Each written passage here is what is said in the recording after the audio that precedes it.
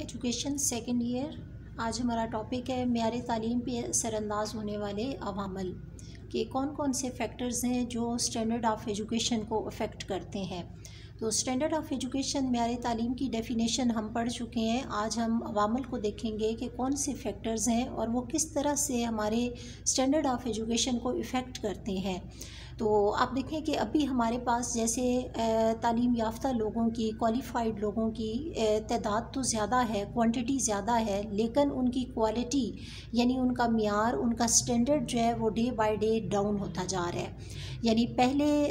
अगर आप लोगों को देखें कुछ टाइम पहले, तो उन्होंने अगर मैट्रिक भी किया होता था या इंटर भी किया होता था तो उनका मियार तालीम का यानी लेवल जो है स्टैंडर्ड ऑफ़ एजुकेशन इतना हाई होता था कि वो एक ग्रेजुएट का कंपटीशन कर सकते थे। लेकिन अभी एक ग्रेजुएट जो है वो एक मैट्रिक लेवल जो है उस पे आप समझ लें कि बिल्कुल आ गया है। तो इसमें बहुत से फैक्टर्स हैं। सबसे पहले हम देखेंगे असातिज़ा, टीचर्स आपको पता है कि एक मेन पिलर है हमारी सोसाइटी का, और ये हमारे मेयार तालीम पे बहुत ज़्यादा अपना असर डालते हैं। किस तरह से कि अगर हमारे तालीमी इदारों में काबिल और बेहतरीन तरबियत याफ्ता असातिज़ा की तादाद होगी तो ऑटोमेटिकली हमारा मेयार तालीम बढ़ता चला जाएगा, क्योंकि जब वो असातिज़ा अपने फ़राइज़ अच्छी तरह से सरअंजाम देंगे, अपने टीचिंग से बहुत लगाव रखते होंगे, उन्हें अपने वक्त का एहसास होगा और वो अपने पेशे को एक अजीम पेशा समझते हुए अपनी ज़िम्मेदारियाँ अच्छी तरह से निभाएंगे, तो उस वक्त ऑटोमेटिकली हमारा स्टैंडर्ड ऑफ़ एजुकेशन हाई होता जाएगा। लेकिन अगर एक टीचर जो है वो अपने पेशे से दिलचस्पी ना रखता हो, क्लासेस में लेट आना उसका मामूल हो, बच्चों की तालीम व तरबियत से उसकी कोई लगन, कोई दिलचस्पी ना हो, तो इस तरह से वो अपनी जॉब को सिर्फ ये समझ रहा हो कि ये एक टाइम पास है कि मैंने वक्त गुजारना है और चले जाना है, तो इसके असरात जो है फिर वो बच्चों के मेयार तालीम पे पड़ते हैं। वो बच्चे अच्छी पोजीशंस नहीं ले सकते, अच्छे मार्क्स नहीं ले सकते, और वो वक्त गुजर जाता है। बच्चों को अपनी उस महरूमी का एहसास फिर बहुत बाद में होता है, जब वो अपने मुस्तकबिल के लिए किसी जॉब की तलाश कर रहे होते हैं, तब उन्हें पता चलता है कि हम मेयार तालीम में कितना डाउन है। नेक्स्ट फैक्टर है निसाब, करिकुलम। निसाब जो है ये किसी भी माशरे में उसकी तरक्की के लिए बहुत अहम रोल प्ले करता है, लेकिन हमारे यहाँ निसाब जो है उसे बेहतर तरीके से नहीं बनाया गया, उसमें हमारे माशरे की ज़रूरियात का ख़्याल नहीं रखा गया,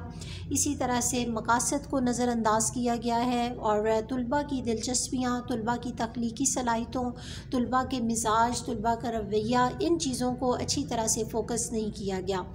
तो इस वजह से अमूमन बच्चे जो है वो अपने निसाब के साथ मुताबिकत ही इख्तियार नहीं कर पाते। बच्चों को निसाब जो है वो सिर्फ़ एक बोरियत की कोई शक्ल लग रहा होता है और वो उसमें दिलचस्पी नहीं लेते, और फिर जब वो दिलचस्पी नहीं लेते तो उस उकताहट की वजह से,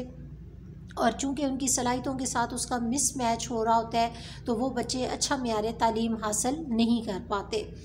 और अमूमन जो हमारे रिज़ल्ट्स हैं वो फेलियर की तरफ जा रहे होते हैं। इसके बाद है नेक्स्ट फैक्टर वालिदैन, पेरेंट्स किस तरह से मेयार तालीम पे असरअंदाज होते हैं, क्योंकि आप देखें आम तौर पे अगर वालिदैन कम तालीम याफ्ता होंगे या अनपढ़ होंगे तो वो तालीम की तरफ एक नेगेटिव रवैया रखते हैं, यानी उनके नज़दीक बच्चों की होम स्टडी, बच्चों की दिलचस्पी, बच्चों की सलाहियतें, उनका रुझान ये कोई मानी नहीं रखते होते, बल्कि उनकी तालीम के बारे में एक राय ये होती है कि ये सिर्फ़ एक पैसे का ज़िया है और हम अपने बच्चों को कारोबार की तरफ या इसी तरह से घरेलू कामकाज सिखा के बहुत अच्छे नताइज हासिल कर सकते हैं। तो इस वजह से वालिदैन का जो रवैया होता है ये भी हमारे मेयार तालीम की पस्ती का सबब बनता है, क्योंकि अमूमन वालिदैन अपनी जो सोच और रवैया होता है उसका एक असर बच्चों पे भी डालते हैं, और बच्चे ऑटोमेटिकली उसी सोच और रवैया के तहत चल रहे होते हैं।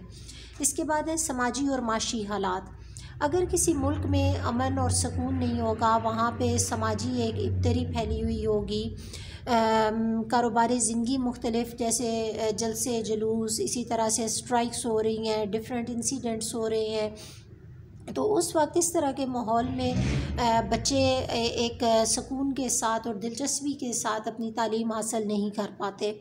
और अमूमन फिर नताइज जो हैं वो ख़राब होते हैं। क्योंकि अगर किसी भी मुल्क में माशी और समाजी हालात ख़राब होंगे तो अमूमन स्कूल कॉलेजेस बंद करने पड़ जाते हैं, और जब बंद किए जाते हैं तो बच्चे घर पे बैठ के अपनी तालीम दिलजमी और सुकून से हासिल नहीं कर पाते, और उसके नताइज जो हैं फिर वो रिज़ल्ट ख़राब आने की सूरत में सामने आते हैं। इसके बाद इक़्तिसादी हालात, बहुत से बच्चे जो हैं वो आपको पता है हमारे यहाँ यानी लोग ख़त गुरबत से भी नीचे ज़िंदगी गुजार रहे हैं, और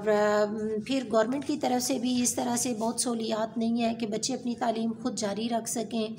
बल्कि बहुत से इदारे ऐसे हैं कि जहाँ पे बेसिक फ़ैसिलिटीज़ ही प्रोवाइड नहीं की जाती, ना ही वहाँ पे लाइब्रेरीज़ हैं, ना वहाँ लेबॉर्ट्रीज़ हैं, ना वहाँ पे पानी, इलेक्ट्रिसिटी, इवन के रूम्स नहीं है। तो इस तरह से ये वाली जो कंडीशन होती है ये भी बच्चों के लिए मेयार तालीम की पस्ती का सबब बनती है, क्योंकि अगर ज़राए और वसाइल मुनासिब मिक़दार में नहीं होंगे तो बच्चे अच्छी तरह से तालीम हासिल करने के काबिल नहीं होते। नेक्स्ट है इनफरादी इख्तिलाफ़ात और अदम मुताबिकत, इंडिविजुअल डिफरेंसेस और मेल एडजस्टमेंट। हमारे यहाँ बच्चे जो हैं उनके अंदर जहानत के मुख्तलिफ़ लेवल पाए जाते हैं, इसी तरह से मिजाज और रवैये के अंदर इख्तलाफात पाए जाते हैं। यानी एक बच्चा ज़रूरी नहीं कि सभी साइंस के मज़ामीन को पढ़ने की काबिलियत रखते हों, कोई बच्चा आर्ट में दिलचस्पी ले सकता है, कोई साइंस में दिलचस्पी लेता होता है, और कोई इंजीनियरिंग में। इस तरह से यानी और हमारे यहाँ क्या है कि एक जैसे ही बच्चों को सब्जेक्ट जो है वो चूज़ करा दिए जाते हैं, और फिर अमूमन जब बच्चों के इनफरादी इख्तलाफात को मद्देनज़र नहीं रखा जाता तो वो इदारे में जाके अदम मुताबिकत का शिकार हो जाते हैं। जब अदम मुताबिकत का शिकार होते हैं तो वो अपनी पढ़ाई में दिलचस्पी नहीं लेते, और उसके नताइज मेयार तालीम की पस्ती की सूरत में निकलते हैं। तो अभी अगर आपको ये क्वेश्चन इस तरह से दिया जाए कि हम अपने मेयार तालीम को किस तरह बेहतर बना सकते हैं, ठीक है, तो आपने ये जो पॉइंट डिस्कशन में सुने हैं आप इन्हें सामने रख के ये असाइनमेंट तैयार करें कि ऐसे कौन से तरीके हैं, ऐसे कौन से ज़राए हैं कि जिनके ज़रिए हम अपने मेयार तालीम को बेहतर बना सकते हैं। यानी ये जो अवामल असरअंदाज हो रहे हैं हम इनके असरअंदाज होने के असरात को किस तरह कम कर सकते हैं। Thank you.